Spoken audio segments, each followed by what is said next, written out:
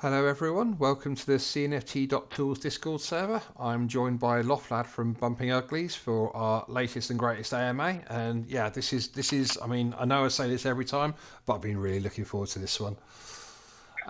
So yeah, It- Loflad, tell us a bit about yourself and how you got into NFTs and Cardano.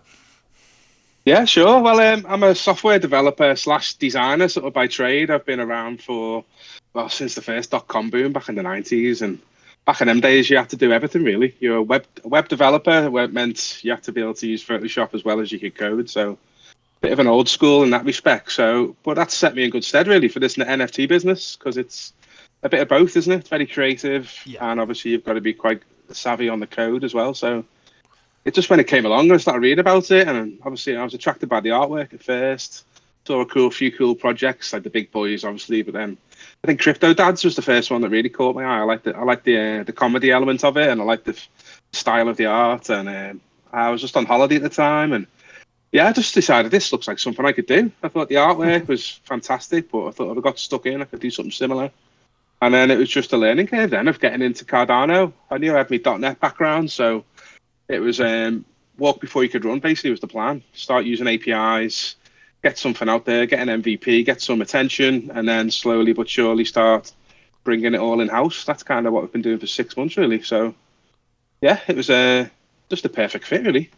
Bit very of nice. creative and a bit of coding all mixed together. So, how did you come up with the concept for bumping uglies? Because I mean, like a lot of people, they end up with five or six different options, and they choose the option that they think is going to have the most chance of success. How did that process look like for you? Yeah, I think probably a few drinks on holiday was a big part of it. But a few late nights. I sat there with my iPad away with me, so when the baby was asleep, I was doodling away, coming up with some concept art, and just it was just a bit of fun at first, really. Like I say, I'd seen the crypto dads. I'd also seen crypto kitties when I was first looking into NFTs and thinking I just didn't see the point in a PFP, just a PFP myself. That wasn't for me. I really wanted to do something to do with more like a game. That was always the plan. I've always wanted to make a game. It's kind of been a lifelong dream. Kind of strayed away from it and gone into the commercial world and got jobs and stuff. But my dream was to kind of get back into indie gaming. I was actually looking at stuff like Blender and Unity, and I was thinking about getting into doing some kind of indie game just before NFTs came along. And so I saw it as a perfect thing to make a game, really, more than make just a flat NFT. And then that was it. The thought process. Then what can the game be? I liked the crypto kitties when I'd seen that. I liked the white paper and all the breeding element of that. So I knew I wanted to do something to do with breeding. I'd read some stories about how they'd kind of killed themselves by not having any limit to it, and you could just there was like 10 million kitties by the end or something. So I'd sort of learned a few little things that I just want to keep it to 10,000 max. I wanted to do some breeding. I basically just had a checklist on my iPad of what I thought I needed to do. And the breeding, yeah, like I say, just a few drinks, and I started thinking about Tinder and having that kind of matchmaking service and having these ugly little fellas that couldn't get a date. We're going to go on Tinder. That's where Minga came from. I came up with the concept of Minga, and that was the start of the game. Really, let's make a matchmaking Tinder parody sort of comedy website of matchmaking and breeding via this ugly Tinder. Yeah, I mean, it certainly seems to be coming together for you quite nicely, to be fair. Honest, it doesn't feel like to me. I've been locked away in the loft for 6 months, and yeah, I think I'm just a bit detached from it. I kind of hope it'll all come together soon. But I've just been grafting. Like, yeah, there's people in the chat here who could attest to that. Um, there's loads of things I feel like I should be doing that I can't currently, like just marketing stuff that I'm just so busy. But yeah, I think just for my mentality is just crack on, plod on, get it built, and yeah, feel the dreams, isn't it? If you build it, they will come. Yeah, and yeah, you've been doing a lot of building by the sound of it. I mean, you've got games coming out at the end of the month, and you've got Yeah, the babies coming out at the end of the month at the same time. yeah, like I'm my own worst enemy because people throw ideas in Discord, and I had a nice, steady, quite easy work schedule ahead of me at the start of the year. But then I realised we need a website, so I stopped and built a full CMS website using Umbraco CMS, so we could add some kind of marketing tools.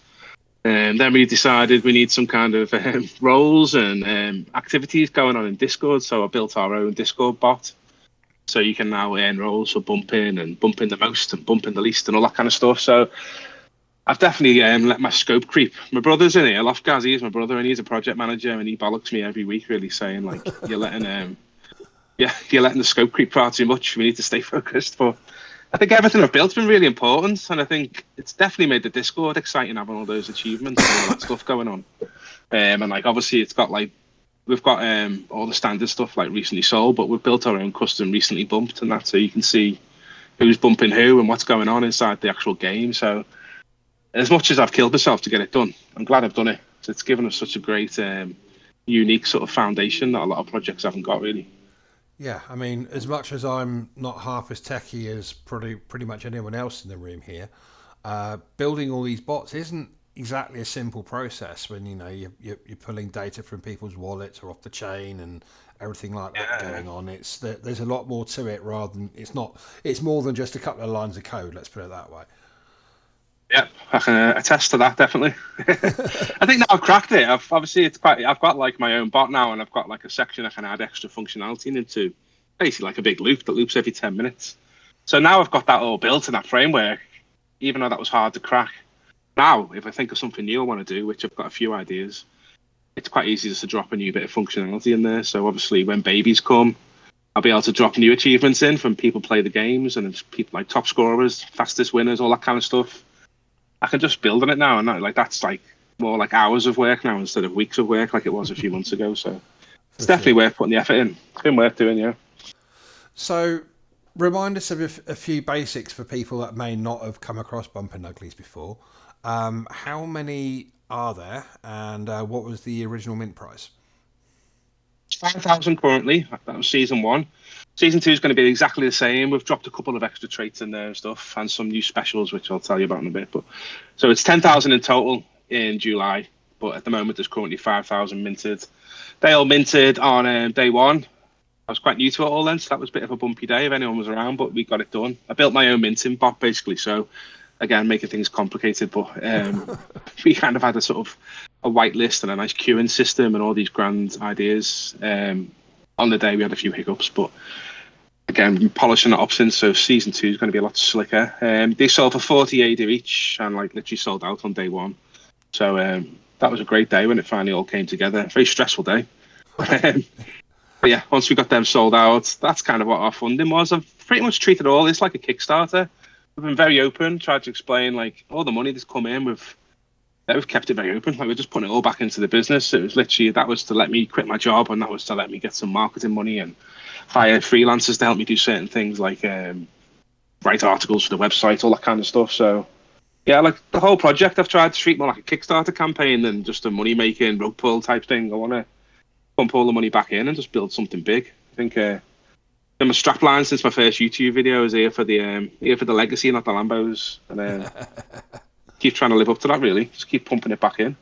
I mean, it's a good creed to go into a project with, actually, to be honest. Yeah, like you want to be here for long term. Really, like I say, I've always wanted to build a game, so this is just a means to an end for me. I'm not really in it to make a ton of money off selling the NFTs. I just need that to keep the lights on, keep the server paid, all that kind of stuff. So it's and at the moment, the price of ADA, it's pretty much all it is doing, to be honest. Yeah. Yeah, it's So not. No one's a millionaire in ADA at the moment. no, well, I'm sure there's a couple, but yeah, Yeah, the numbers are quite small right now, I think. yeah, we'll get there. So what inspired you to go out and create all these different functions yourself, whether it's the minting engine or the bots, rather than taking advantage of other services that were already in existence at that point? Yeah, well, we did use other services to start with. Like I say, the first mint was done with NFT Maker Pro, so Okay. we did use third parties to start with. I used their API and built my own kind of interface on top of it. So, but behind the scenes, it was very much NFT Maker Pro. A few other things. What else we use? I use Blockfrost a lot for a lot of all my data, for connecting wallets and checking the people have sent deposits across, that kind of stuff. That's all done using the Blockfrost API. I was, but since then I've hired a guy called Larry. He's fantastic. He's got a great YouTube channel. I'll try and share later, but I've shared it on our Discord. And working with Larry, we've been building it all in house now. So we've moved away from NFT Maker Pro. Our second mint is going to be in house. We're using I've actually been using it just today to remint the babies. We've been We came up with a way of just changing the metadata in wallet, and just so you don't need to like do anything to get a baby, or just literally change in your wallet. So Nice. all that kind of stuff we're building in house really. So again, like it was walk before you can run. Use APIs, use third parties, get an MVP out there, and then slowly but surely over the last 6 months we've just been chipping away and bringing it all in house. So yeah, let's talk about the real business going on here, the actual bumping of the uglies. So how does that all Yeah. work, and what's the purpose behind it? Yeah, well, obviously it's a way of improving your NFT. So if you were to buy a floor or get a basic common, there's the rarity is always fluctuating with uglies. So you can bring it into the Minga part of the site. So when you've got an adult ugly, you can take it into Minga, which is the Tinder parody, and you can search the other 5,000 uglies currently, 10,000 in July, and you can search for whatever traits you want. So with one sort of clever bump, you can turn your common into quite a cool ugly and customize it. You can get one trait per pregnancy, basically per bump. So as soon as you bump and pay the stud fee to that person, I'll talk about that in a minute, but the studs can set their own fees and say what they want to get paid to be bumped. They basically impregnate you. Everyone's it's a kind of non-binary unisex ugly. Every ugly can bump and be a stud. So even currently, when you're pregnant, you could still be a stud. So it works both ways. So you can be earning as a stud, or you can stop being a stud and get pregnant. As soon as you get pregnant in the full game in July, from next week, there'll be no such thing as pregnancy. As soon as you bump, your mum ugly becomes the baby instantly. So you're basically trading it in. It changes in your wallet, like I say. There's no burning or sending it to us. It literally just upgrades in your wallet, and you pay the stud fee, and you get the new trait that you pick from the dad. So the dad's got 13 traits, and you can pick. You can either pay cheap and do a lucky dip and get a best of 3, or you can pay a premium and actually pick an individual trait. But it's just a way of, and every time that happens, obviously, all the rarities fluctuate in the system. So what we're seeing is obviously people chase down the rare traits early on, and to get them onto their babies.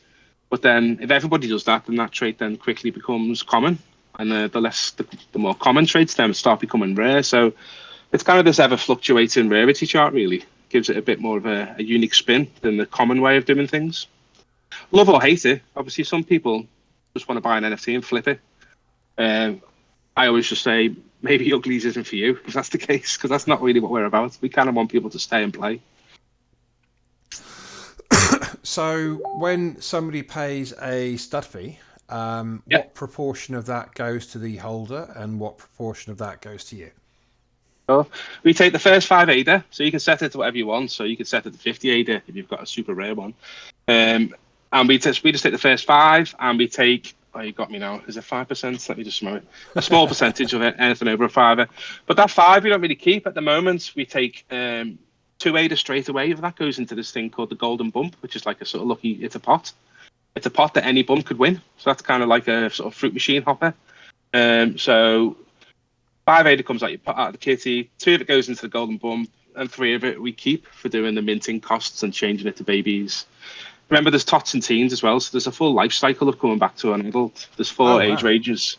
Yeah, so it goes from adult to baby to tot to teen, and it takes about a week to play all the games in between each age stage. So I've done like obviously 236 traits, I think we've got, so I've had to draw them all 4 times. So we've got near 1,000 traits really across the board. So they grow up. They grow up over time, and you do that by playing the games. So the first way we're earning money is to be a stud. If you've got a few rare ones, you just put them in there, set them up in Minga, set your stud fees, and you can just leave it. And then anyone that comes along is willing to pay your stud fee. The system takes care of it all, and you can just come back once a week and see how much money your stud's made for you. And then we've got a similar dynamic once you become a baby. If you can't be bothered playing the games, we've got a thing called a nanny, which is similar to studding. So you can set your nanny fee, and you can pay other members to play the games for you if you can't be bothered doing it yourself, because you have to check in every day and play these games Tamagotchi style. So if you don't want to do that, you can pay members. And so if you just want to earn a bit of ADA and you like playing simple arcade games, you can come to Bump and Uglies and be a nanny. And then I think quite a bit of an ADA. Depends how much people are willing to pay. But if you're willing to sit there and play a game a minute all day long, and people are paying you 2 or 3 ADAs a game, then it could be a nice earner if you got the spare time. Yeah, I mean, there's not many games out there that actively encourage people to pay somebody else to level them up. That's for sure. Yeah, that was again these ideas. I can't remember where they came from. It's been a crazy 6 months. I think lots of conversations and the odd glass of Jack Daniels. I think these things popped up. So I think the nanny one's great. We're just trying to pump up in as many ways to earn money really through the game as we can. And again, on that one, we take a 5% fee on the nanny fees. But again, like I say, we don't take a lot on the fees. It's more about keeping the lights on with the fees. We just want to keep building, really. Keep building. So, how long, or like, how long slash how many games will it take to go from baby to teen, and then teen to adolescent, and adolescent to adult? Yeah, well, there's 9 in each section. So there's like 9 categories. So there's a feeding one, a sleeping one, a playing one. They've all got like a category. So you got the same 9 categories for each age range. So it's 27 in total to get right back to an adult and start breathing again. So there's 9 for baby, 9 for top, 9 for teen. Pair ugly.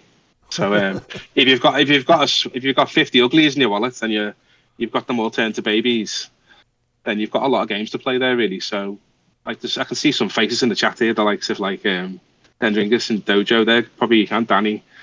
They've all got like 50 plus uglies. They're definitely going to be paying people, I think, because they've all got full-time jobs. So I think we haven't even decided on a fee for the playing of being a nanny yet. That's decided by the members themselves. So we've got these little mini economies going on where people can decide what they want to charge for all these things, studying nannies.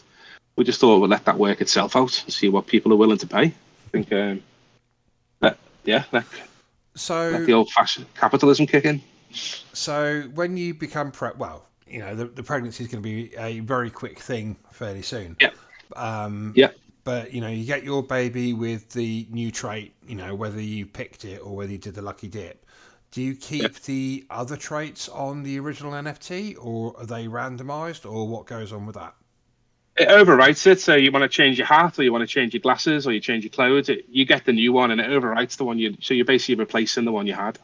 Ah, okay. So Well, yeah, so so there's it's the same. It's quote unquote the same with the same traits, with the exception of the one that you've bumped into. exactly Or okay, yeah.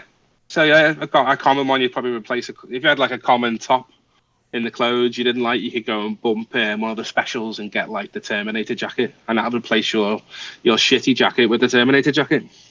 nice.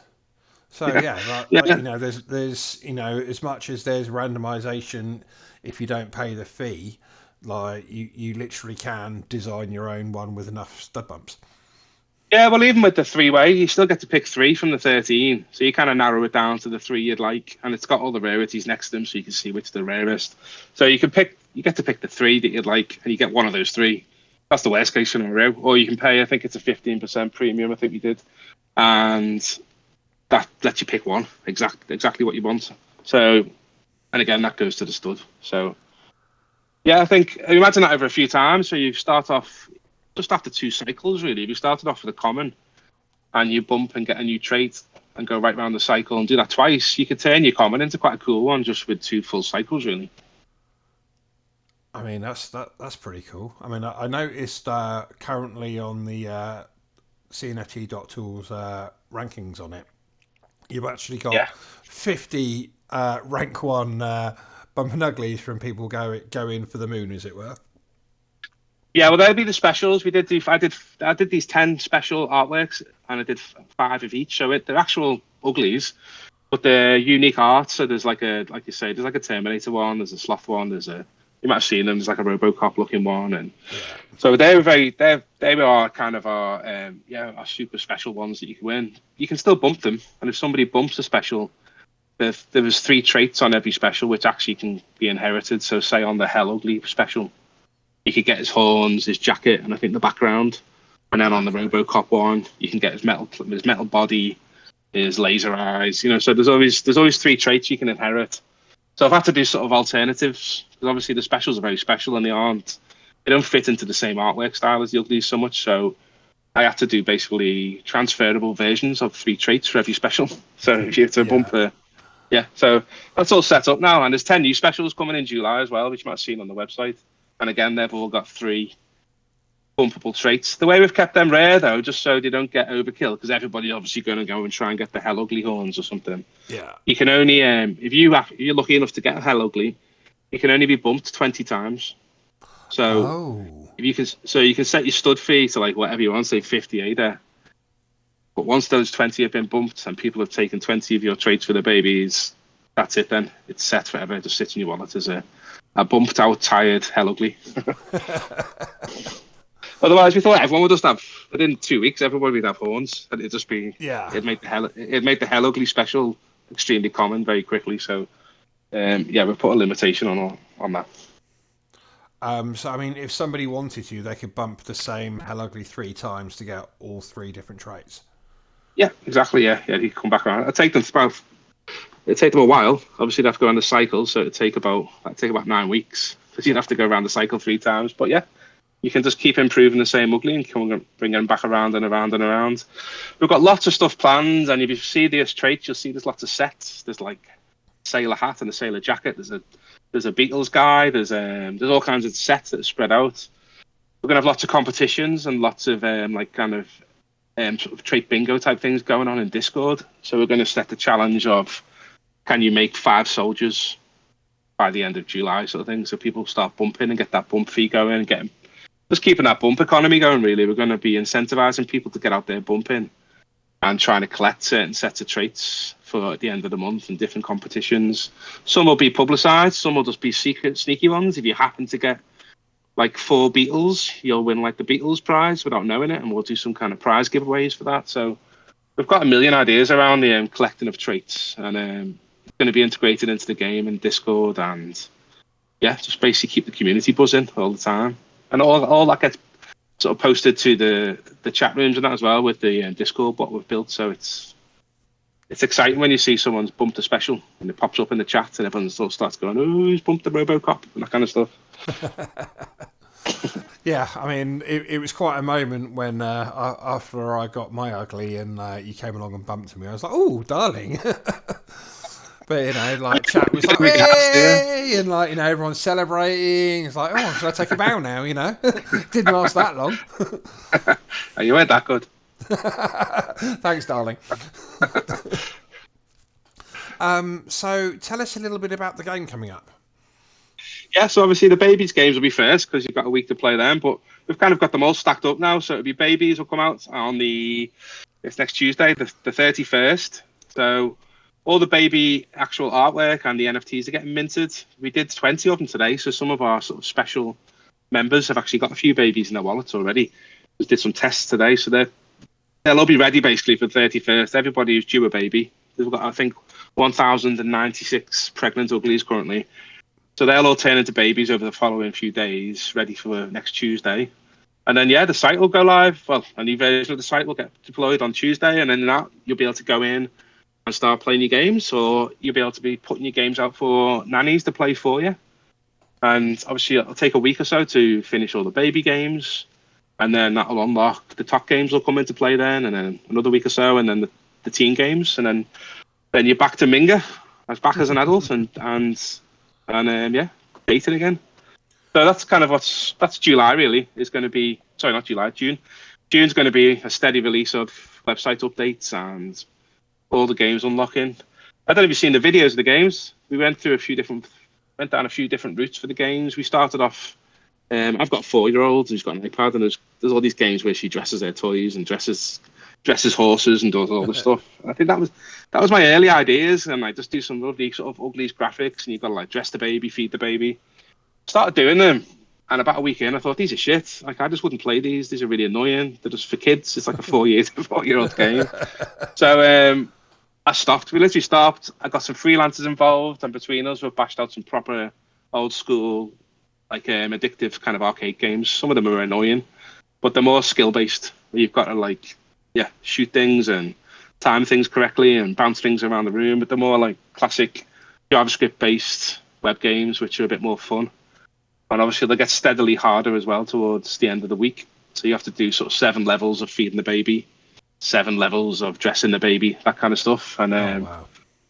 Yeah, so it's whether you want to play them. I think they're fun. I like them all so far. I've really cherry picked the best ones. I think we had a suite of about 40, so I brought it down to the 27 I needed. And I like them all. They're all quite addictive. And some of them you have to really practice to get good at. So I think certain ones are going to be ripe for nannies, and certain ones you'll just happily come and do yourself every day. So yeah, I think the games are going to be fun when they drop on Tuesday. Nice.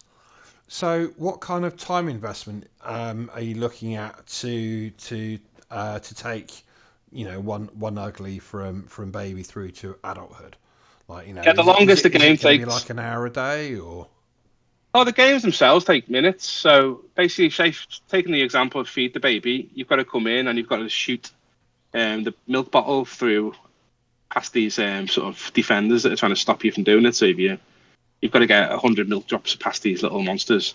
That takes like a minute or two, but then you've got to do that every day for 7 days. So that's to be put that. It basically locks that game then for 24 hours. You've got to come back and do it again the next day and the next day. And once you've done all 7, that game's classed as completed. And they all kind of follow that format. So if you think there's a feeding game, there's 9 different types of game for baby, and you've got to play them all either 3, 5, or 7 times, depending on which game it is. So The it doesn't longest it it takes doesn't is a matter week. if you like skip a day because No, something no, no. happened. No. You're not gonna We did lose have your that. progress, as it were. No, we did have that, and I realised that was just being mean. So we've made it. You just got to get 7. And if you need to go away on holiday or go away for a few days, and you're 3 days into it, you can just come back and pick up where you left off. Yeah. So we've made that a bit simpler. Initially, it was you're going to have to do a streak of 7, and if you didn't come back every day, you got set back to 0. But I just realised that was going to drive people insane. So I think we've made that a bit simpler. That's But yeah, I cool. think so. The longest to answer your question, it'll take a week basically to get through baby if you play every day. Okay. And if each game is only like sort of like 2-3 minutes, it's we're talking like less than half an hour to each Yeah, day it's for a your it's a activities lunchtime to level thing. up. Yeah, I wanted it to be kind of something you can do on your lunch break or sat on the toilet, that kind of thing. So it's definitely it's not that intensive. It's just we wanted people to come back regular, so they're going to be interacting with us and playing with Discord and stuff. So yeah, you got to come back regular, but you don't have to come back for very long. So what kind of, I mean, I know this is still, up for debate and everything, but what kind of earnings do you think somebody that's going to come in and play the games for parents, as it were, what kind of potential are they going to have? It's a tough question because I don't know what people are going to set their nanny fees at. It might get quite competitive. I'm just saying initially just to kick it off, it's going to be set as 1 ADA to finish one game for one day. So to feed the baby once on a Monday is I'm just thinking I'm setting them all as default to 1 ADA, but you can go in and set that to 10 ADA or 20 ADA or whatever you're willing to pay. And I think if you're getting frustrated and you can't find yourself someone to play them, then and you've got money to spare, you could set your nanny fee to 5 ADA. And obviously, when you're searching as a nanny, you can use a slider to decide how much you want to get paid. So you can filter out all the 1 ADAs and say, right, I only want to do the 5 ADA ones. So I think, again, yeah, we just need to see how it pans out. I think it depends how many people are playing, how good people are at the games. Yeah. I think Yeah. people with a big stack of uglies are going to have to get nannies. I can't see how you can possibly feed the 50 babies a day and stuff. So I think, but then you don't have to feed them all. Some people might just sit on the babies and bad choice of words, but I just keep the babies in their wallets and not play with them all. We'll see. And I'm intrigued to see how it all pans out. To be honest, it's so unique and new that who Yeah, knows? for sure. Yeah, So, when a nanny is looking for business, as it were, they're going to come onto the website and they're going to have to sign up for an account. you got to be a holder to get into the game. So yeah, you got to hold at least one ugly to be able to link a wallet and to get access to the nanny section. So yeah, you've got to be a member of our Discord, and you've got to have one ugly at least in a wallet that you can link because you can't log into the game without a Discord account Right. and without the holder role on our server. So somebody like randomly cruising past the YouTube video thinks, oh, I can play some games for money. Like they're going to have to go and buy an ugly first before they can start earning Yeah, playing games for other people. yeah, they need to go and buy at least one ugly off the floor and link it to the wallet. Sign up to our Discord.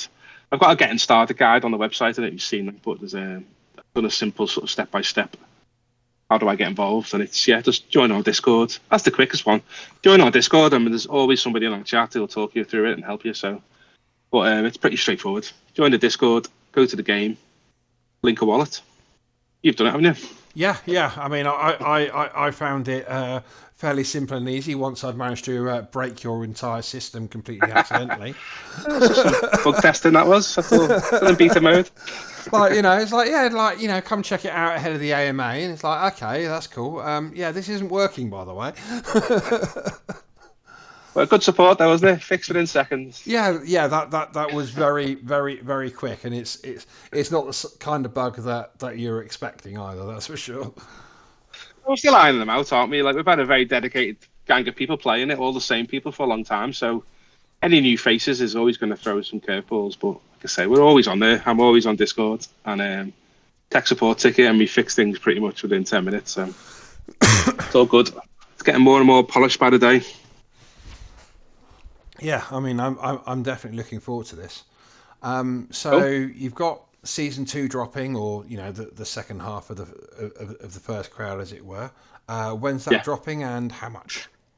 Yeah, well, we've set that as July 2nd. It'll be 48 again, because it's the exact mirror image of the first drop. We haven't changed anything, so not to piss off the first bunch of people. The only caveat is, obviously, our floors are 40ish at the moment.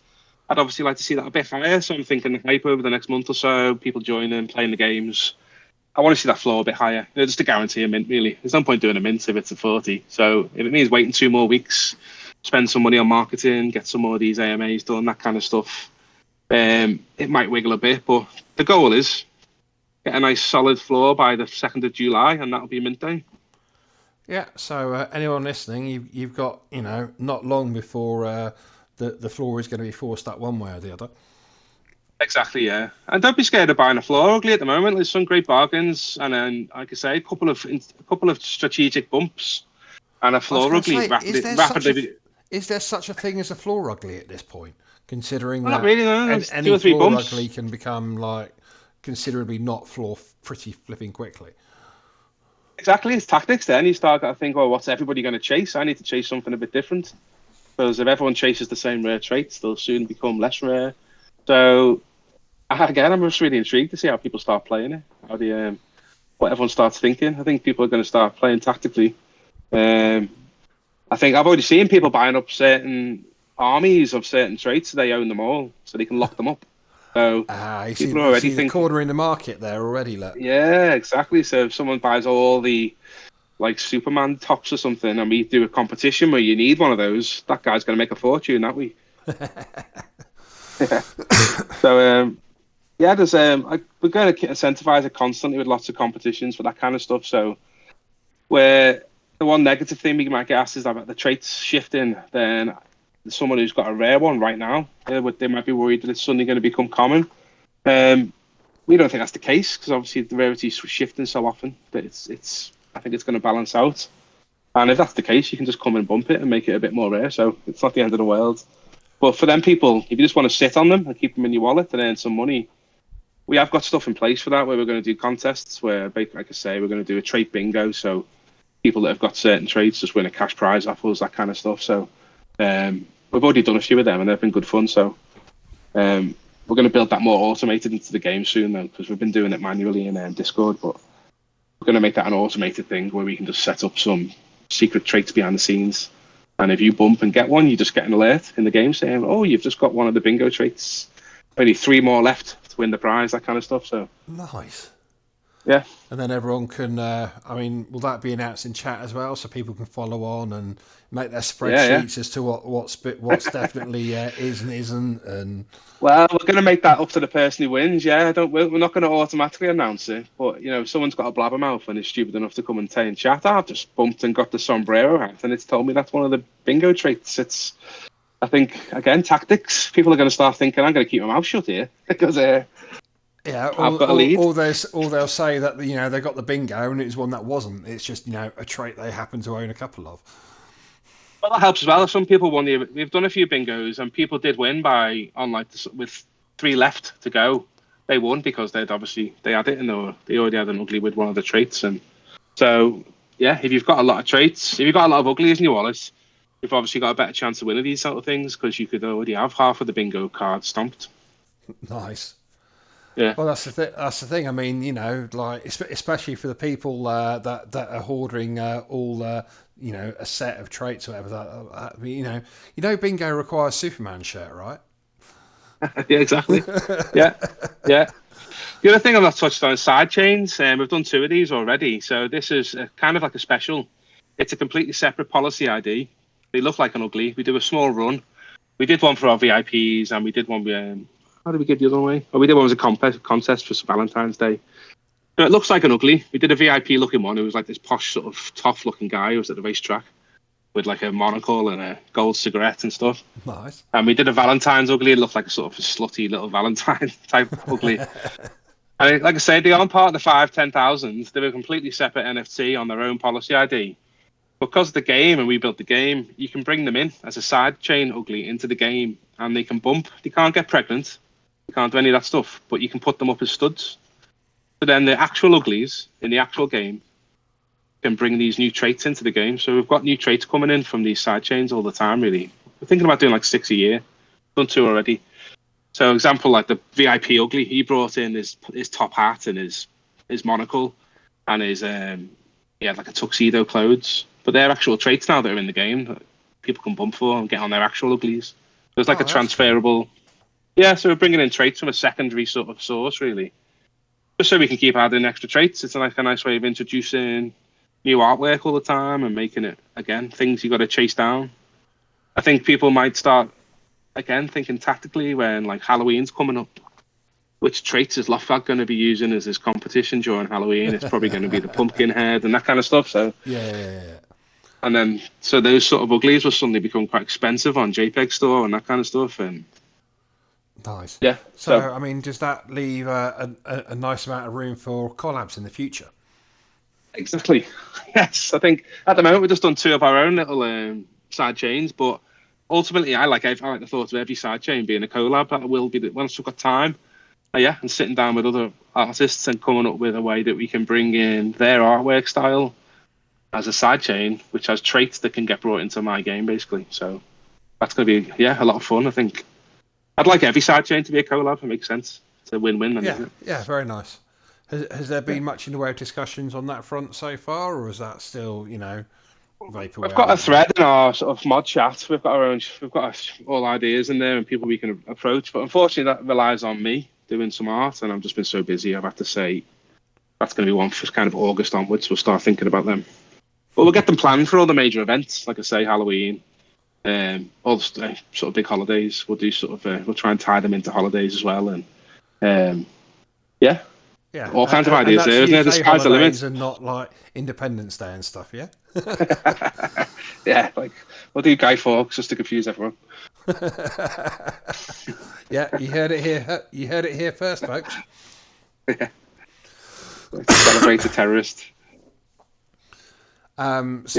Just make sure people know. If you have any questions that we're not covering in the normal course of conversation, feel free to fire them into NFT chat, and I'll make sure that that Loftflag gets a chance to respond.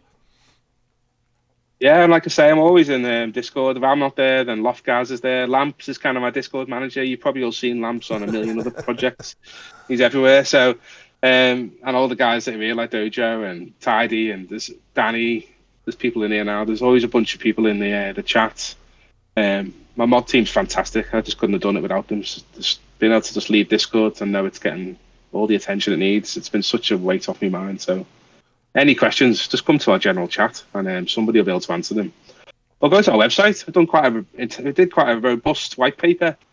And like I say, I built a full website. I tried to put articles and guides and everything I could think of on this website. So that's something I really want to build out in the future. I really want Bumping Uglies to kind of be a portal for the noobs. I'd love someone like my mum to be able to come to my website and understand how to get into Cardano and be like that nice, easy user guide on how to get a wallet and how to buy some ADA and that kind of stuff. So that's something we're going to spend a lot of time on in the future. Do lots of video guides and just try and be it's all about getting more people into Cardano, isn't it? We're quite a small blockchain, really. So in comparison to Ethereum, certainly so. I mean, like, you know, Yeah. the weekly market cap is like, you know, one BAYC. Yeah, exactly. Yeah, I did look at Ethereum very early days. The plan was to build all this in Ethereum, but yeah, I just stumbled across Charles and everything, and just loved this whole ethos. And I like the fact that Cardano was a bit more like that indie gamer kind of feel to it. It wasn't full of all these dickhead kind of financial advisor types and crypto people. It was more, it had this nice kind of indie game feel to it. So just felt the perfect fit. And I wasn't Yeah. really in it for the Lambos. I just wanted to build something cool. So yeah, I think I'm so happy I went with Cardano. Yeah, I mean, sort of like it's there's a few important things about Cardano for me. I mean, being proof of stake versus proof of work was a very Yeah, important thing for me. yeah, definitely. Like, you know, I'm not as environmentally conscious as I'd like to think I am, but you know, I do try to make an effort where I can, at least. And you Yeah, know, not driving a car to the moon and having all the emissions going out every time I want to trade an NFT is probably a good start. yeah, definitely. I got my Tesla, so I'm environmentally conscious. So yeah, definitely not in it for the Lambos then. No, that's all. I wouldn't fit in one. Too big. Look, all right, dickhead. All right, dickhead. Oh, I've seen your face on your YouTube videos and stuff. You're not that big. Goes up and down from the neck down. Well, Yeah. What I mean, happens you're when you're talking locked in to the a big loft? guy, so like one who's genuinely big. So, Okay. Yeah. Well, I'm sat in the loft for 18 hours a day. yeah, I mean that'll do it. Yeah, definitely. uh, so you're fully doxed? Yeah, exactly. From day one, I realised that was a key thing. Like I say, I made that checklist and thought, I've got no problem being doxxed. I didn't want to be. It was the hardest thing, to be honest, starting out when you've got those 50 kind of Discord users and you're trying to convince people that you're here to do something decent. It's that was the hardest bit. Those first 500 Discord members or something. Yeah, Everybody assumes you're going to dox them. Everyone thinks it's a rug pull. I mean, rug pull them. It's just a constant barrage. I think that's the main reason we split the mint in two. It was kind of look, we're going to deliver the game before you even have to. Like, you've got to trust us then, haven't you? If you deliver a game. So we yeah. delivered Minga, the dating part of the game, literally the month after the first mint. So that was live a month after the first mint, and then we said we're going to deliver the rest of the game before you even get to have a chance to buy the second half. So just to put our money where our mouth is and say we're here to stay, sort of thing. So, Well, so it's, you know, as much as certain projects are able to do things without a roadmap, having a strong focus of where you're going and what your plans are, you know, with or without roadmap, is quite important for having the community's trust in your vision. exactly, yeah, yeah, and then deliver on it. Obviously, Yeah, things change a bit along the way, but just being able to deliver on. That's what my big key deadline next week is the next big sort of milestone to say, look, that's the biggest deliverable. If we deliver the full game next week, and then we're happy days then, really. Yeah, I'm hoping that'll give us that push then to moon a bit on the floor price, and we can just have a nice easy mint and get stuck into the bigger games. Like, we're not stopping at these basic games. It's like this is phase one of the game, so we've got all kinds of plans to build the game out and make it more. I hate the metaverse word, but build it into more of a proper game is the plan. I've got relatives in a game studio in Liverpool, so I don't know if you've ever seen PC Simulator Builder. oh, That was yeah, yeah, that's one that probably tickles me a little bit more than it should, though I've never actually had the chance to play it yet. yeah. Well, that's actually Lofgaz's son-in-law. He's married to Lofgaz's Oh, daughter, and well, he works there. He didn't build it on his own, obviously. He yeah, works for yeah, that yeah. company, so that's gonna be. We'd love to partner with someone like that. Really, there's lots of Liverpool's a really good place for tech. There's a big tech park.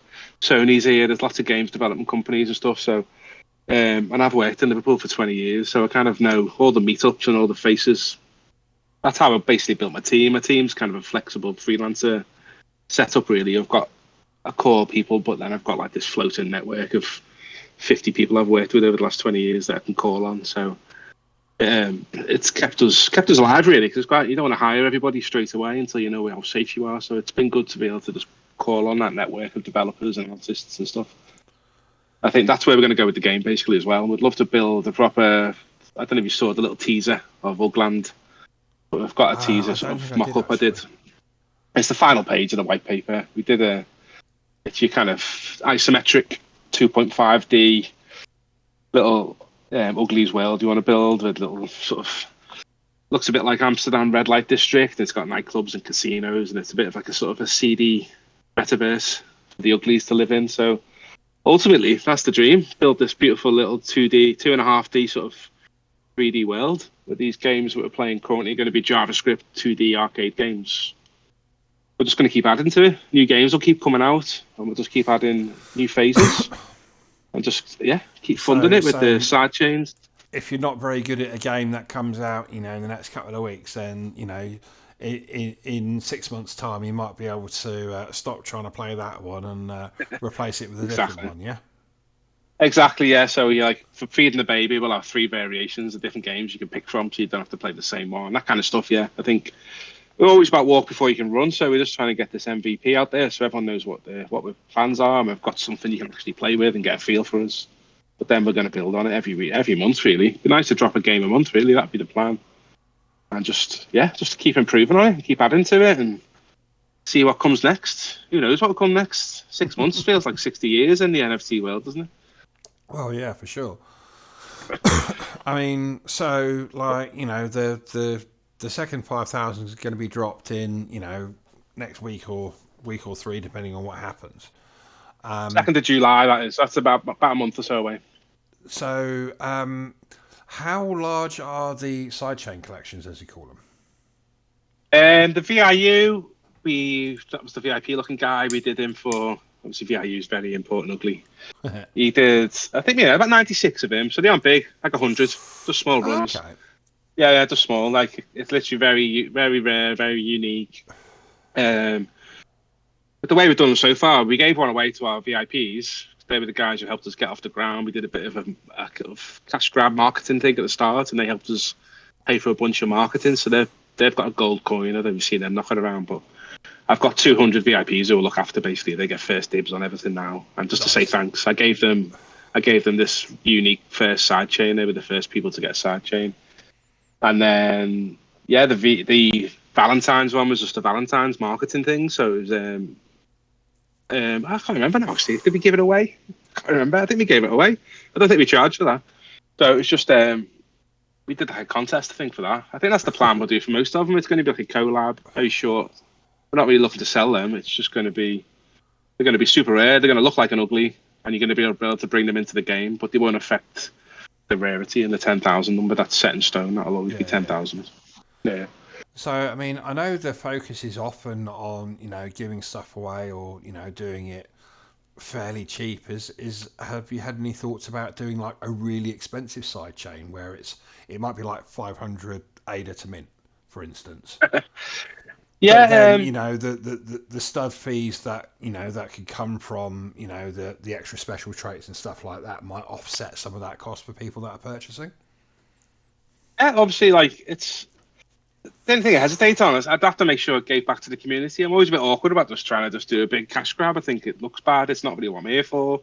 So if it was something that we could all benefit the community and that money we have the community wallet and half that money goes into the community wallet or something like that, then yeah, definitely. Or I think I'd rather make it you could win it, or like you say, it was a collab, so it was helping a new project start out, but yeah, we are open to anything really. So this is something we're going to start planning out from sort of August onwards. We're going to try and get 6 into the roadmap, and say these are start dropping some big names. Who knows? You might get a celebrity or something, or you just don't know what's going to happen, do you? So we'll keep that flexible. Well, yeah. I mean, be able to do a few Snoop Dogg shakes would certainly be able to move things. Yeah, we've had a go. I think everyone has a go at Snoop Dogg, don't you? I think we've sent him many a tweet. We've definitely got I've got a Death Row Records T-shirt as one of the traits, and we've got dreadlocks and obviously a lot of joints and stuff. So you could definitely make a Snoop Dogg now with the current traits. So we'd But he's Right. definitely been People tweeted. are on He's it. been People are tweeted. on it. Yeah, he's been tweeted definitely. I think a few times by different members. But anyone like that really Yeah, might I go mean, I'm somewhere. sure get cutting through the crowd on that one is easier said than done, though. I'm sure. Exactly. Yeah. There must be other people as well. I think just to get a shout out from Charles or something would be amazing, wouldn't it? He's my hero. I'd rather have someone like that than Snoop Dogg. Have a bump in Uglies Charles. That'd be awesome. I mean, I don't think he'd be too disappointed if I tell the truth on that one. Yeah, might have to get drawing. Just do it. Yeah, See what happens. you know, Yeah, nice big bushy beard and yeah, yeah. It's got me thinking now. Again, these are all things I'd love. My iPad's got a bit dusty over the last few months. That was all I did for months, and then I had to take a side note while I got coding. So I can't wait to get back to the iPad and start doing some Procreate drawing again. So, I mean, what kind of sort of like how? I mean, how did he come up with all the traits? I mean, some of them are somewhat more obvious than others.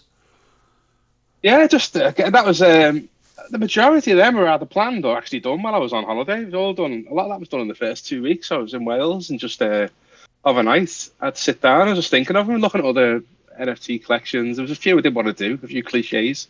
We haven't done the laser eyes and that kind of stuff yet. So I think, yeah, I like, obviously I'm 80s kid. I was born in like it's 1978, so I grew up in the 80s, and all those sort of movie references and that. They were dead easy. They came straight to me. There's loads of nods to movies, loads of pop culture references. But they kind of fueled most of it. And then, like you say, the basic ones. You got all your standard clothes, your standard sunglasses, and Joints and facial hairs, and a lot of the stuff is the face as well. So I've got I think there's 20 different mouths now, and there's like 10 different eyes. And then we've got quite a unique. I overcomplicated it, and in hindsight, I'd do it differently, but. I made our traits are nested as well, so I've had to do. So, for example, there's just 15 mouth items, cigarettes, all that kind of stuff, pipe and all that kind of thing. But I drew them in like a nested folder for every mouth. So every mouth has got its own variation of a spliff that fits that mouth. It took me ages. All that, so I've done. That's a lot of versions as it goes because you've got quite a few mouths. Yeah, like obviously I copy paste a bit and reposition it, but I quite often go behind the teeth, or the teeth biting down on them. The same for the eyes. Every eye has got its own variation of eyebrows and stubble eyebrows. Every mouth has got its own variation of moustache, beard, and goatee. So I just didn't want to stick. That was one of my rules I set to myself. I didn't want to look like a big pile of stickers stuck on top of each other. Yeah. I've tried to. I drew a custom set of beards for every mouth, sort of thing, and that kind of stuff. So. I made a rod for my own back there. Many a night where I wished I hadn't done that. That's thing. Again, like the ball gag is another thing again. Like because obviously it's not even a mouth there at that point. And well, I had to rethink that one, because that caused me a problem when it came to making babies and stuff. So now I had to think, well, I can't put a ball gag on a baby. I can't give a baby a spliff. So I've had to do alternatives. So if you've got a ball gagged adult and you bump it, there's an alternative piece of artwork for that. So it looks you see, cause more babyish. I mean, like, I'm not gonna lie. Like, I had the the ugly that you gave me to test things out and to break things with, and then I was like, oh, there's joints. I want a baby with a joint.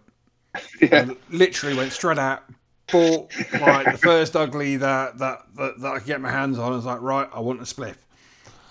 And it's still called a joint, but when you see it, when it turns into a baby, you'll see it turns into a big drippy green and white candy looking thing. It looks like a candy stick. But will that it's change split shape as the baby turns into an adolescent and then becomes an adult again? Will that change throughout the cycle? A bit. Some of them do. I think that one stays as the sweetie until it comes back to an adult, and then it turns back to a spliff. Ah, okay, that's cool. Yeah, but say like the beard and the moustache, they were hard. Obviously, babies can't have a beard, so all the beards and moustaches become a milk beard and moustache on the babies. So they've got like a milk moustache, and then when it becomes a tot, it turns into like slimy snot. And then when it becomes a teen, it's like sort of teenager stubble. And then when it comes an adult, it's back to a beard. So if you've got like the goatee trait, that turns into a dribbly milk sort of beard on the baby and that sort of stuff. So yeah, there's a lot of thought gone into them. All the stuff to do with smoking and beards, I had to kind of do different sets of artwork for, yeah. And obviously, I did a few little Easter eggs as well. So stuff like there's like a sort of sexy lady boobs, like a Playboy bunny type one. That becomes like a baby grow, like a fluffy pink baby grow on the baby. And same for like the tuxedo. The tuxedo on the adult becomes like a fluffy sort of baby tuxedo. So I tried to put a few Easter eggs in there as well for the traits as you go through the ages. Oh, that's cool. Like Yeah, that's actually very cool. I think, to be honest. yeah, the babies I've spent a lot more time on as well, and like the art we can see. Like the cool thing is because we do this growing and this basically the art gets refreshed as you bump. I can enhance the art over time as well. You can bring new traits out, and I've kind of got this dream, maybe a bit like The Simpsons, how the artwork got slightly better every year. I might start doing a bit like that and dropping in more and more detailed traits and that kind of stuff. I can do anything really because we've got this burn dynamic where they update themselves on chain. Um, that was found by mistake. That's a good story actually. Nice anecdote. We messed up one of the side chains. We metadata in a rush because we rushed out for Valentine's and in a panic I had to research how do I fix this. So I have to remint them all again and take the hit on the cost. It cost about like I think I'm still using NFT Maker Pro then. So it's like I'm gonna have to spend about $2,000 here. Ooh. Fucking remint all these. But yeah, I think Stale had a little article. Stale's like the developer, isn't he? And he had an article on how to change the metadata on chain without reminting, and it works fantastic. So that's what we use for all of our growth now. So when you turn into a baby, your NFT doesn't leave your wallet; it just upgrades, and you Yeah, get I the new mean, traits. Yeah, it's fantastic. That was one of the coolest thing I found. Was in my initial plans, I was going to ask people to send it in. I was going to burn it and send them a new NFT, basically, which would have been clunky and a shit user yeah. experience. So yeah, Well, so I it was mean, back at the beginning of the year with Cardinos, we did the Apocalypse event. We ended up doing it a similar way in the fact that we changed the instead of sending the dinos that are being burned back to us, we changed the image to a coffin, and then we removed all the metadata and changed the metadata to reflect the fact that it was very much dead and never coming back. Um, that's a good idea. That's a great idea. so yeah, Right. it was kind of fun. I mean, it was Yeah, a nightmare for the guys to do, but yeah, for everyone else, it was kind of fun. yeah, yeah. Once you've done it once, though, like I've got the code to do that again now. So it's just like I say, we're building that suite out, and every time you have a headache when you have one of these horrendous 2 weeks not going to bed sessions, you come out the other end of it with this new bit of software, and Yeah, yeah, it's been a crazy 6 months, but I feel like I've got a shitload of IP, I'd call it, back in my sort of corporate days. I've got a lot of IP now I can use for future projects, and I've got a dream of doing a YouTube channel just explaining everything I've done over the last 6 months, like a kind of 10-parter of those initial doodles on holiday on yeah, my iPad to where I am now. I think I'll try and do like a YouTube of that when I get some time. So yeah. That sounds like a yeah, lot of fun. I will watch that when you get around to doing it. yeah, cool. That'd be awesome. Yeah, I think just to show it, warts and all the problems we had, all the mistakes we made, just everything. Just show, look, if you're thinking of doing this, don't. It's a fucking nightmare. Yeah, pretty much. So I'll do a not so subtle chance for you to give some props to Brad and PRZ. But how important has it been for the project for the fact that rarity sites like tools are able to update data from the chain as and when it happens and as and when you're updating them? Yeah, like that, you were the first guys we came to. It's been you've been a breeze to work with as well. You're probably one of the rare people on Discord that actually answer your tickets and speak to us straight away. And you're so easy to get hold of. Yeah, you've been a really huge help because early on, like I obviously when I started out, I didn't even know what metadata was, so it was kind of a big learning curve. And you guys were instrumental in getting that straight for me. Once I can't remember, it might have been yourself. I don't know. It was explained it all to me, If but it was technically, it wasn't me. Trust me on that one. right, okay.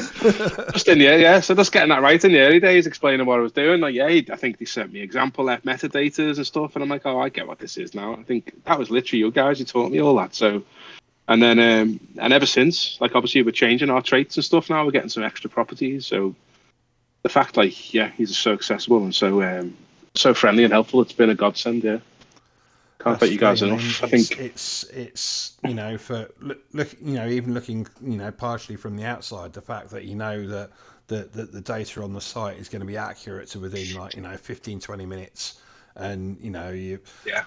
you know whether something's moving towards being rarer or more common or whatever like that just by following for a couple of days. Yeah, exactly. Yeah, and obviously we've got our own kind of rarity model in our game, and it's a complete clone of yours, basically. We just thought, well, if it's not broke down, fix it. I think it was we just tried to emulate it basically. It's yeah, it's perfect. Obviously, it's what everyone uses, isn't it? It's the de facto. Just getting on here today, like you're the big name to me, really, to get on this site and to be able to talk today is fantastic. Yeah, well, I'm just a very small part of that, but I'll happily accept thanks on behalf of the guys. Because I Yeah, mean, they yeah, like as much as I do some crazy hours, everything like that. I have never seen someone work as hard as Brad. Like really, full stop. Like yeah. he'll say goodnight to me at 12, 1 o'clock in the morning, say he's going to bed, and then 3 o'clock in the morning he'll just snap reply to somebody asking a small question in chat, and then he gets up again at 5:30. It's It's like crazy. I really don't know how he does it. Like I honestly don't. Yeah, Especially I've definitely had a for few as months long like as that. I've known him as well. Well, that's how you make it. There's no shortcuts to being successful, is there? So props to him. Like I think people think you can make a quick buck in this game, but you can't. Nah. They're the people who win. They're the people who stick around. They're the ones who put the hours in. Like I think that's definitely my mentality. I'm a working class lad, so I appreciate that. Yeah, for sure. Yeah, So going back to collabs a little bit, yeah. if you could pick one project to collab with, who'd it be? At the moment, probably the Crocs, only because I've been speaking to them so much. Mutant Crocs, like I do love their artwork, and yeah, but there's so many, isn't there? Like I've been out the loop of it, to be honest. The last few months, I've been locking me off so much.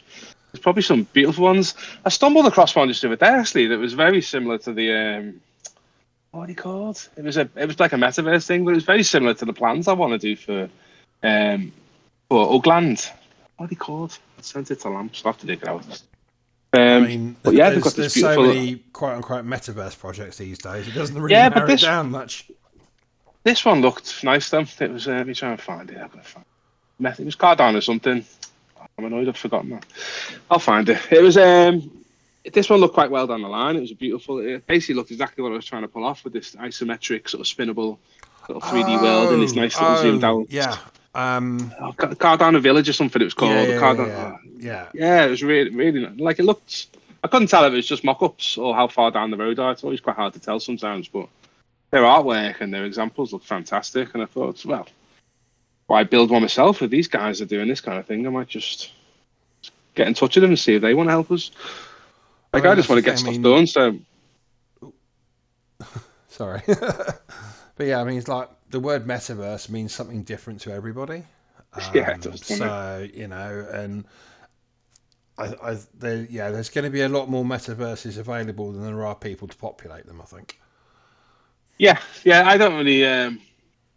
Yeah, I see it as something different for me. I just see it as a 3D game, a world I want to build. I want to Yes. build a Yeah. world Exactly. where my uglies can live and get up to stuff, and I can set up plots and have things like casinos and nightclubs and have like brothels for all the studs and all that kind of stuff. So I think, yeah, I just see it as a 3D cool game, retro looking game. I'm kind of from like saying I grew up playing stuff like Populous and SimCity and all them kind of games, and to make something like that, a Peter Molyneux type game, would be my dream, really. So one So day, does that mean 3D bumping uglies in the future? yes, I think so, or at least 2.5D, some kind of. But yeah, little miniature isometric sort of 3D element. Yeah, that's the dream. And I there'll think be copies of existing uglies, or I'd like to copy all the traits and just have it. Literally, you can bring your existing whatever you've got in your wallet, come and get the nice. 3D equivalent of it, and yeah, why not do it properly? Yeah, I mean that sounds pretty awesome, and Yeah, there's no way anyone is ever going to say no to a 3D copy of their NFT. That's for sure. exactly. And like obviously, again with all the little different side chain stuff, I've already got ideas for like the VIU. The VIU ugly, you need to have one of them to be able to get access to the VIU nightclubs and all that kind of stuff. We've got like a Joker type ugly and all these sort of things. Make the specials have some more utility where they give you access to certain elements of the game, let you become the pimp or let you become the gangster or that kind of stuff. So I think all kinds of ideas will start flowing once we get stuck into that. Definitely. Yeah, and definitely some new ways to interact and triggering bumping and everything else going on. Exactly. Yeah. Yeah. Definitely. Who knows what we can do? We could maybe have clans and go to war. Who knows? Yes, yeah, yeah. Yeah. That's getting really big really quickly now. Yeah. Well, I think Those that's 50 people you mentioned you had on speed dial, I think you might need like all of them at this point. exactly. Yeah. No, I think walk before we run. That's always our motto. We've come a long way in 6 months, so why not think big? Definitely. So yeah, just to mention, re-mention that if anyone's got any questions that we've managed to avoid answering already, feel free to fire them into NFT chat, and I'll make sure Loftlad gets to a chance to answer before we begin to wrap things up. So that being said, is there anything glaringly obvious that I've missed so far? No, it's been quite a substantial chat, hasn't it? I think Time's no, all the flown. key Like dates, the games. it's already been like an hour and 10 minutes. I'm like, where's that gone? That's a good thing, though, isn't it? Yeah. Oh, colours. We didn't touch. I'm just going through my white paper. Obviously, when you breed, you get your trait that you pump for, but also there's a secondary thing where there's the colour genes. This is something Lamps made for me, but you obviously there's three primary colours that was done by design. So all uglies, the existing uglies that are out now, can be red, blue, or yellow. So obviously, when you bump them, you also get coloured. So your babies are going to come out as green, orange, purple, and then there's super rare patterns. So you Oh, might get this kind of oh, blue yeah. and yellow Wasn't that's yeah? stripes. That's sorry. Yeah, I'm getting excited now. But yeah, that's really Yeah, sweet. and there's about 3 pages of the white paper is dedicated to this. So yeah, there's like if you bump a special as well, there's like they carry all three color traits, so you might get any of the colors off bumping a special. Yeah, so every baby's going to come out quite a unique color. It's going to be quite. The only way you get a blue baby is if you bump two parents that are both blue. But if you take a blue and bump a yellow, you will definitely get a new color. So you'll definitely get a green baby out of that, or you might get a green pattern looking baby. So yeah, colours is quite a cool one. They've already obviously I've rendered, I've exported and done pre-minted basically on my hard drive all 5,000 all 1,096 babies. So I've seen the babies and it's fantastic. Some of them are so yeah, it comes alive. I know I did the artwork, but when you combine it randomly and see what pops out into the folder, it gets me excited every time. There's some really cool combinations have popped out. Obviously, that have been slightly controlled by the members as well. They've picked these traits, and like the babies are looking fantastic. So there's some cool colours coming out. And then obviously when you come back around, the adult when you get back to adults, it'll keep the baby colour. So we'll have orange babies and purple adults and stuff in the future. So you can keep going round and blending again and getting different combinations and different stripes or Yeah, well you carry the primary colour genes, so we're not going to get all kinds of shades. right. If you're a purple adult, come back around to adulthood and bump, then you've got a percentage chance of giving away red or blue. Ah, okay. Yeah, so you carry the primary colour genes. Okay, that makes sense.